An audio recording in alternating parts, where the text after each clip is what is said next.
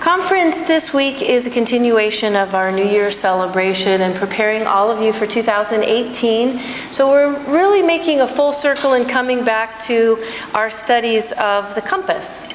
And I wanted to begin today by just kind of reviewing a little bit about the compass and ask you guys, if you remember, when was the first compass here on planet Earth? Or where? Right. I thought it was in China. It's in China. It was the Han Dynasty in 2007 BC, or between 200 and 300 BC. And the first compass was used for what? Divination.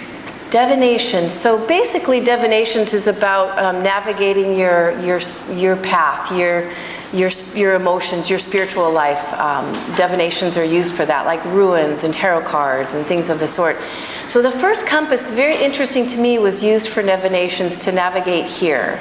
And then later, we introduced the magnetic compass and used it for navigations on the planet. And I think it was first used possibly in the military in China, in the sea, navigating when you're on the ocean.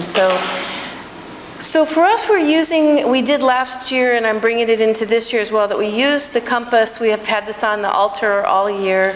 We have like 5 compasses on the altar, including a lopan, which is the Chinese feng shui compass, to remind all of you that, that your life is a journey and you're writing your own story. You're the hero and heroine of your journey. And this month is dedicated to one thing. Does anyone remember what the whole month of January is dedicated to? Your adventure. So the word for the month is adventure. And the compass represents that for all of us. You take your compass, you go out when you're going to go out and find something or do something or be on an adventure somewhere.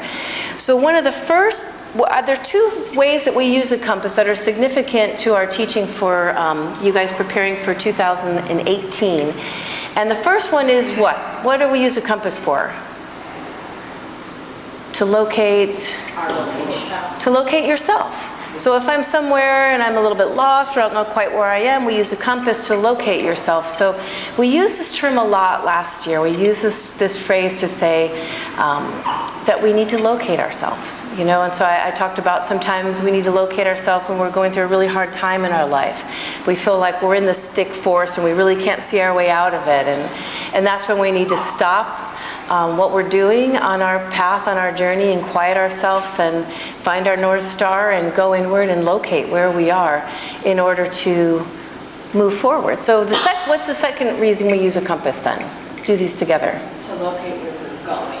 Yes, so if I want to go somewhere, I want to have an adventure, I want to get out of the forest or whatever, it's going to help me to figure out where I'm going. We have Henry here today. He can come play with us too.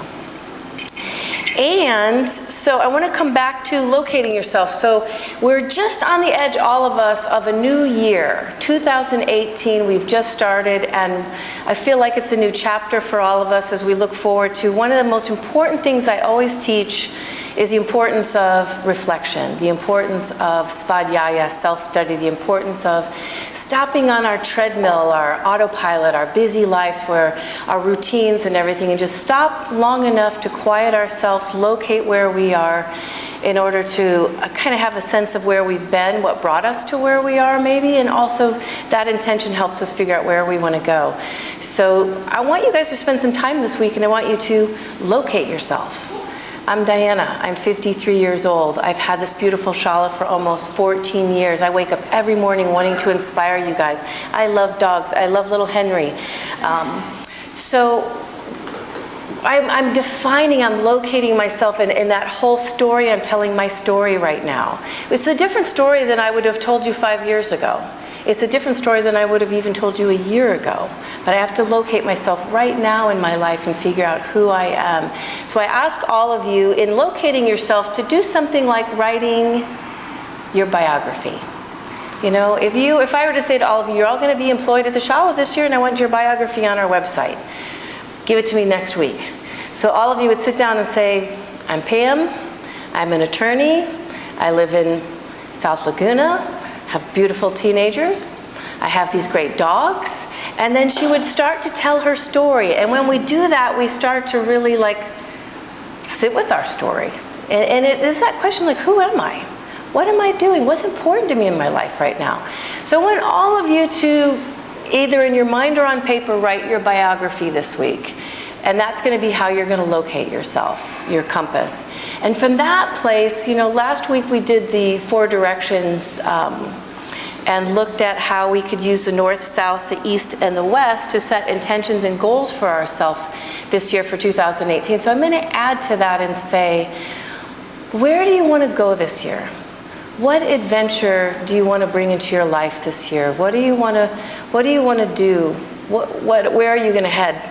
On Sunday, we had one of our students here who's, his name is Jay, and his whole life has been devoted to, his career has been devoted to geology. And so it was fun to have him here because we were able to talk a little bit more like cool about the compass and what it actually does. And one of the things he said that was very interesting that I felt we could use for our metaphor is he said that when you use a compass, you absolutely need points of certainty.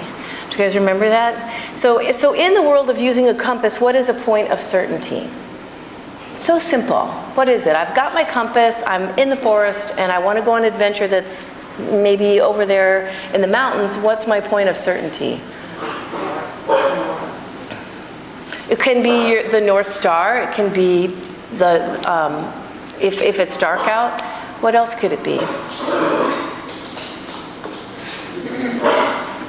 Could be Henry. Where you are right now. Point of certainty could be where you're standing.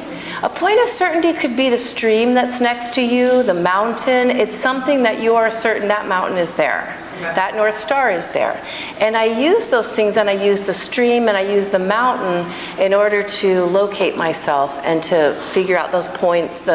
It's very complicated triangulation and stuff like that. But I want you all to think for yourself. I mean, it's so beautiful. It speaks what it is, a point of certainty. So as I stand in my life right now and I do my biography and I locate myself, it is very important for me to think, what is my points of certainty that ground me in order to move into my adventure? And so one of the first things that came to mind for me was my mom. My dad, they're definitely like, they're my mountains. So what is your point of certainty? What are some things that you guys can think of just off the top of your head? Family. Same for you. Someone said their yoga practice on Sunday. Someone here was a veterinarian, and they said that that's part of what is their point of certainty is really their career of working with animals. Anybody else have a point of certainty? Did you feel like it's like, that's your mountain, that's your river? Pam? The ocean. I said that too, yeah. For me, if I really need to locate myself, I mean, geographically or using a compass, you could use the ocean. But for me, my own divinations, my own spiritual path, that's where I go and find it too. So that's good. So think of when you're writing this as well, your points of certainty as well. And then I don't have time today because we need to get our class started here, but we did do a really powerful meditation that I want to give to the people on our YouTube channel, the community, and we'll do it in Shavasana today. It's one of May's favorites that I do. It's where you're going to clear the water again, get very quiet, and you're going to have 3 visitors come today. It's the Epiphany meditation that I like to do, where you're going to have 3 kings come to visit you. And the important thing about this meditation is that when the kings come, that they have a gift for you. And that gift is something that you're going to use on your adventures this year. So it could be anything. It could be one of the kings brings you the gift of joy. One of the kings brings you the gift this year of, does anyone have gifts they want to share, ideas of gifts that came to them? Strength. Strength on your journey this year? Anything. What? Love. I had that as one of my gifts too. Love was one of Cammie's. So what you do is when you quiet yourself, you're going to allow for in your consciousness a king to show up. It could be someone you know. It could be someone that's passed on. It could be someone in your present. It could be a character. It could just be the way you see the 3 kings in the Epiphany story. But when they come to you, extend your arms out and your palms open and you receive a gift from them. And that gift is very specific to you. It is very specific to what you will need on your journey this year. So we'll do that at the end of class. You guys out in our community can do that as well. And when we end, we always bring our hands over our hearts, just really be grateful and thankful for the gifts that you received. And then we ended the meditation with, which is on the back of our compass, the Robert Frost poem about the two roads that we'll have on our website that you can read. And I ended with, the big question is whether or not you're going to say a hearty yes to your adventure. Our Joseph Campbell quote, 2018 begins, what will you say yes to?